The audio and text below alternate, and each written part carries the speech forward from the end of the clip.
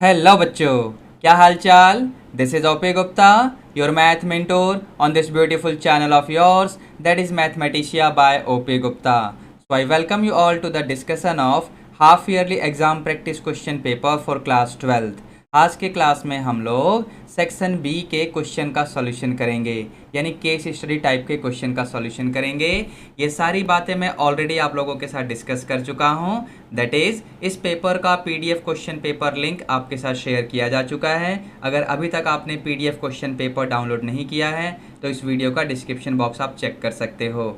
ठीक है बच्चों, चलिए आगे बढ़ते हैं. और सबसे पहले इस चैनल को सब्सक्राइब करके बेल नोटिफिकेशन प्रेस कर लो. इस वीडियो को लाइक करके अपने सभी क्लासमेट्स को भी शेयर कर दो. ठीक है बच्चों, अब जैसा कि मैंने आपको बताया कि आज की क्लास में हम लोग सेक्शन बी के क्वेश्चन का सॉल्यूशन करने वाले हैं. सेक्शन बी यानी यहाँ पर आपको केस स्टडी टाइप का क्वेश्चन मिलने वाला है. तो चलिए ज़रा आज की क्लास स्टार्ट करते हैं बच्चों. तो ये रहा सेक्शन बी. जैसा कि आप यहाँ पर पढ़ रहे होंगे बच्चों, this section contains a case study based question, that is question number 17.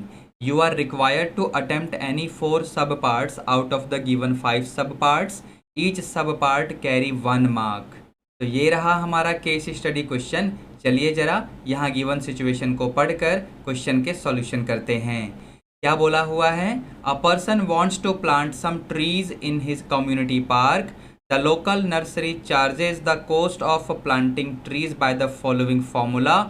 C of x is given by this formula, where x is the number of trees and C of x is the cost of planting x trees in rupees. The owner of local nursery has imposed a restriction that it can plant 10 to 20 trees in one community park for a fair distribution. ठीक है, चलिए आगे बढ़ते हैं जरा और देखते हैं फर्स्ट पार्ट में क्या पूछा हुआ है. Keeping the above information in mind, answer the following. यहाँ फर्स्ट पार्ट में क्या पूछा हुआ है? What is the derivative of C of X with respect to X. तो यहाँ पर सी ऑफ एक्स की वैल्यू मैं ले आता हूँ. यहाँ देखिए सी ऑफ एक्स क्या है बच्चों. C of x is given as x cube minus 45 x square. Let me write. C of x क्या है बच्चों? It is x cube minus 45 x square plus 600 x. अब यहाँ पर हमें इस फंक्शन का डेरिवेटिव लेना है विद रेस्पेक्ट टू एक्स. तो जैसे आप इसका डेरिवेटिव स्टार्ट करोगे तो क्या मिलेगा बच्चों? यहाँ पर ये एक्स क्यूब का बन जाएगा 3x square minus 45 x square का हो जाएगा 2x प्लस 600 और x का तो 1 हो जाएगा. इसको सिंप्लीफाई करोगे तो 3x square minus 90x plus 600. 3x square minus 90x plus 600 यानी ऑप्शन डी. यहाँ पर आप चेक करिए तो फर्स्ट पार्ट का आंसर यहाँ ऑप्शन डी हो जाएगा बच्चों. ठीक है, आगे चलते हैं जरा सेकंड पार्ट को देखते हैं. सेकंड पार्ट में बोला हुआ है what are the possible number of trees if C dash X equals 0. हमने अभी अभी सी डैश एक्स की वैल्यू निकाली है, यानी सी एक्स के डेरिवेटिव की वैल्यू निकाली है. That was 3x square minus 90x plus 600. आप एक बार कंफर्म कर लो. ठीक है बच्चों, अब यहाँ पर मुझे ये बताना है कि x की वैल्यू क्या होगी अगर सी डैश एक्स 0 होगा. मैंने x की वैल्यू के ऊपर फोकस क्यों किया? क्योंकि यहाँ पर आप क्वेश्चन में देख सकते हो x का मतलब क्या है. x का मतलब है नंबर ऑफ ट्रीज. समझे? तो यही तो यहाँ पर इसने पूछा हुआ है, possible number of trees if C dash X equals 0. इसलिए मैं कह रहा था कि यहाँ से मुझे नंबर ऑफ ट्रीज निकालना है, दैट मीन्स मुझे x निकालना है. तो चलो ज़रा यहाँ पर हम इसको 0 के इक्वल रख के x की वैल्यू निकालते हैं. तो यहाँ पर सबसे पहले मैं 3 कॉमन ले लूँगा तो एक्स स्क्वायर माइनस 30x और यहाँ पर आपके लिए क्या बचेगा बच्चों? यहाँ पर आपके लिए बचेगा देखो ये. ठीक है ना. अब इस पूरे को हमने 0 के इक्वल रख दिया है. यहाँ से ये 3 को तो हटा दो.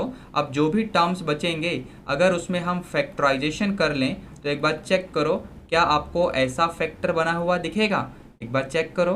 ठीक है ना बच्चों. तो यहाँ से या तो ये 0 हो जाएगा या फिर ये दूसरे वाला ब्रैकेट ये 0 हो जाएगा. तो यहाँ से आपको x की वैल्यू 10 मिलेगी और यहाँ से आपको x की वैल्यू 20 मिलेगी। तो ये नंबर ऑफ ट्रीज हो जाएगा अगर डेरिवेटिव 0 होगा। तो इसका मतलब यहाँ पर आप ऑप्शन बी में चेक कर सकते हो, यही लिखा हुआ है, सेकेंड पार्ट का ऑप्शन बी सही हो गया है। ठीक है, चलते हैं आगे थर्ड पार्ट की तरफ। तो यहाँ पर क्या बोला हुआ है, for how many trees should the person place the order so that his expenses are least. अगर आपको ध्यान हो बच्चों, तो यहाँ पर सी ऑफ एक्स किस चीज़ को रिप्रेजेंट कर रहा है, तो सी ऑफ एक्स रिप्रेजेंट कर रहा है कॉस्ट को। और यहाँ हमने अभी अभी सी ऑफ एक्स का डेरिवेटिव 0 के इक्वल रखकर एक्स की वैल्यू निकाली है। चलो जरा इसका हम डबल डेरिवेटिव भी ले लेते हैं। तो डबल डेरिवेटिव करने के लिए सबसे पहले मैं जरा सी डैश एक्स की वैल्यू ले लेता हूँ। यहाँ पर ये क्या है, 3x² माइनस 90x प्लस 600। अब इसका हम डबल डेरिवेटिव करते हैं। तो डबल डेरिवेटिव आएगा 6x माइनस 90। अब क्योंकि आपको याद होगा कि सी डैश एक्स 0 कब था, जब x की वैल्यू 10 एंड 20 हमने निकाली है। अब जरा हम चेक करते हैं कि डबल डेरिवेटिव ऑफ c 10 पे और 20 पे कैसा साइन शो करेगा। चलो, तो डबल डेरिवेटिव में x की जगह 10 हम पुट करेंगे तो ये बनेगा 60 माइनस 90, यानी ये हो जाएगा माइनस का 30। दैट मीन्स ये लेस देन 0 हो गया। इसका मतलब x इक्वल टू 10 पर कोस्ट फंक्शन मैक्सिमम हो जाएगा। तो इससे हमारा काम नहीं चलेगा, हमें तो यहाँ पर कोस्ट फंक्शन को मिनिमाइज करना होगा क्योंकि यहाँ पर लीस्ट बोला हुआ है। अब जरा डबल डेरिवेटिव में हम x की जगह 20 डाल के देखते हैं तो ये क्या होगा, 6 इंटू 20 माइनस 90, यानी ये बनेगा 120 माइनस 90 यानी 30, यानी ये पॉजिटिव हो गया। यानी अगर हमने x की जगह 20 पुट किया डबल डेरिवेटिव में, सो डबल डेरिवेटिव का साइन पॉजिटिव आ रहा है, यानी कोस्ट फंक्शन मिनिमम हो रहा होगा यहाँ पर। तो number of trees that we should plant for the minimum cost will be x equal to 20, यानी 20 ट्रीज शुड बी प्लांटेड। तो यहाँ पर ऑप्शन ए सही हो जाएगा थर्ड पार्ट का। ठीक है बच्चों, आगे चलते हैं, यानी फोर्थ पार्ट में देखते हैं इसमें क्या है। रेफर टू थर्ड जो हमने अभी किया है, how much is the least amount in rupees that the person has to spend.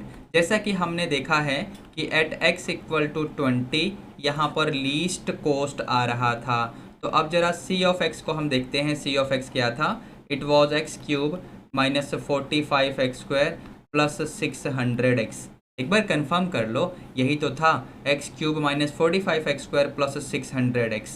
ठीक है, अब इसमें मुझे x की जगह 20 पुट करना होगा ताकि हम लीस्ट कोस्ट निकाल पाएँ। चलो यहाँ पर 20 को डालेंगे तो ये 20 का क्यूब हो जाएगा, दैट मीन्स 8000 बन जाएगा। समझे बच्चों, यहाँ पर पुट करोगे 45 इंटू 20², यानी ये 400 आएगा, प्लस में 600 इंटू 20, इस तरीके से। तो ये आपका बनेगा 8000, ये तो एज इट इज़ फिलहाल। और यहाँ पर आपका ये हो जाएगा 180 और ये 2 जीरो फ्री में, और यहाँ पर ये हो जाएगा आपका 12000। ठीक है, तो ये 12000 और ये 8000 और ये 18000, यानी 20000 माइनस 18000 यानी 2000। ठीक है बच्चों, तो ये आपका कोस्ट हो जाएगा यहाँ पर। तो 2000 का मतलब यहाँ पर हम ऑप्शन बी को मार्क कर देंगे। फोर्थ पार्ट का ऑप्शन बी सही हो गया है जी। ठीक है, अब जरा लास्ट पार्ट को देखते हैं, यानी फिफ्थ पार्ट को। तो इसमें क्या है, what is the value of C of X in rupees when 10 trees are planted. तो यहाँ पर अब मुझे सी ऑफ एक्स की वैल्यू निकालनी है when X will be equal to 10। ठीक है, तो सी ऑफ एक्स क्या था, अभी तो लिखा था हमने x³ minus 45x² plus 600x। अब इसमें आप x की जगह 10 पुट कर दो।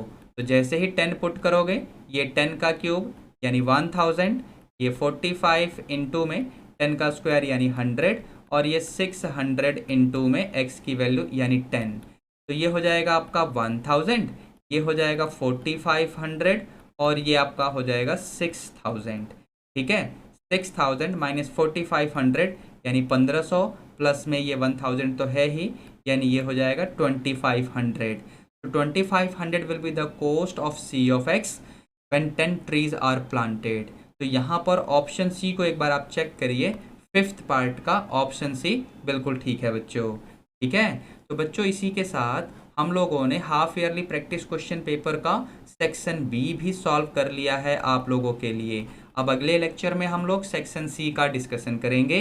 मीनवाइल आप इस चैनल को सब्सक्राइब करके बेल नोटिफिकेशन प्रेस कर देना, इस वीडियो को लाइक करके अपने सभी क्लासमेट्स को भी शेयर कर देना। ठीक है बच्चों, चलिए बच्चों मिलते हैं अगले लेक्चर में। Till then be good, take care, all the best, thank you.